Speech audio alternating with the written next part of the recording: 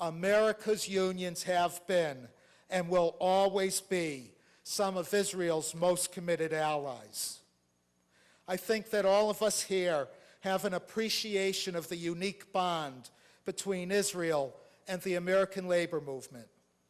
We all know that unions and union pension funds hold more Israel bonds than any other institution in this country. Of course, the reason isn't necessarily that it's the most lucrative investments out there, though given what's been happening on Wall Street this past week, and as Mike Goodwin just reminded me, that may no longer be the case. No, the reason we buy Israel bonds, and the reason why we enthusiastically encourage others to do the same, is because we share the Zionist dream. It's because we believe in Israel. And I should add that labor support goes well beyond purchasing bonds. For the last 60 years, the American labor movement has made it its business to support Israel on Capitol Hill. We've made it our business to remind this country's leaders that Israel isn't just the only country in the Middle East that respects workers' rights, but the only country in that region that respects democratic rights of any kind. Unlike its neighbors, Israel doesn't have oil, but it possesses something more valuable than oil. It has democratic values, and if that isn't something worth defending and protecting, I don't know what is. But labor's advocacy goes well beyond Capitol Hill and even beyond our borders. As many of you know, a number of unions in other countries have joined the Israel bashers and have called for economic boycotts and other actions. Their goal is to turn Israel into a pariah within the labor movement. Well, I'm proud to tell you that isn't happening here.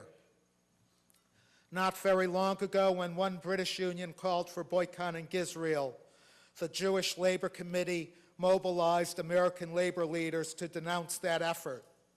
And within days, every national union president in this country stood up with the JLC, the Jewish Labor Committee, to say in one clear, loud voice that demonizing Israel and calling for boycotts is outrageous and intolerable. And some of those union presidents are here tonight, and I believe Bruce Rayner was the first to sign that statement. And Mike Goodwin signed on soon thereafter, and the president of the UFCW, Joe Hansen, wasn't far behind. And Randy Weingarten, who was here this evening too, signed on as well. And I can tell you that when we did speak out, not only did some British unions that endorsed boycotting Israel back away from it, but that unions from Australia to Germany followed our lead too. You know, Israel's enemies have often accused the Jewish Labor Committee of being a Zionist mouthpiece. Well, speaking as the president of the JLC, all I can say is guilty as charged. These are difficult times for Israel. When I was there earlier this year with the Conference of Presidents of Major American Organizations, I went to Stuart, and like others, I was stunned by the dangers those courageous families face each day. And of course, no one there, regardless of where they fall on the political spectrum, minimizes the danger posed by Iran, highlighted by Senator Clinton this evening. But there's an additional threat which I think fewer of us in this country appreciate. A threat which in its own way poses as much a danger to Israel as any rocket barrage from Gaza or even from Iran. It is the decaying support among Palestinians for a two-state solution. I'm not just talking about Hezbollah and those who still harbor fantasies about driving Jews into the sea. I'm talking about more moderate voices who are advancing the notion of Israel as a bi-national state. It's an idea that's resonating not only among more and more Palestinians, but also among Israel's critics abroad. Critics who are now working overtime to sell the idea that Israel is an apartheid state whose time has passed.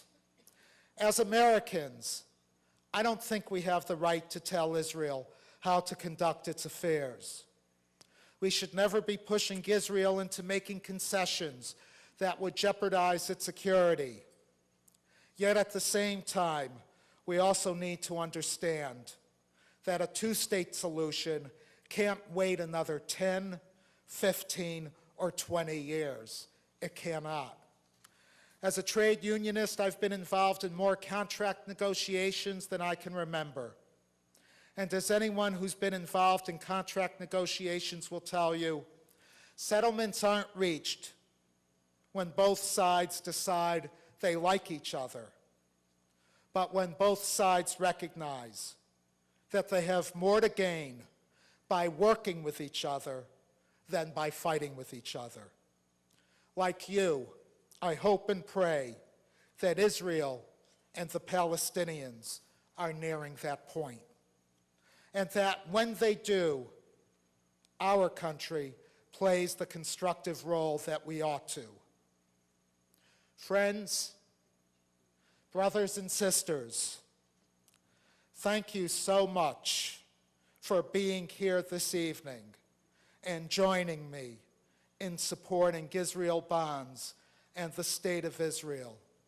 Senator Clinton, thank you, not just for being here, but for everything you do and for everything you mean to all of us. On behalf not just of myself, but on behalf of my parents as well, thank you all. I will never forget this evening. Thank you.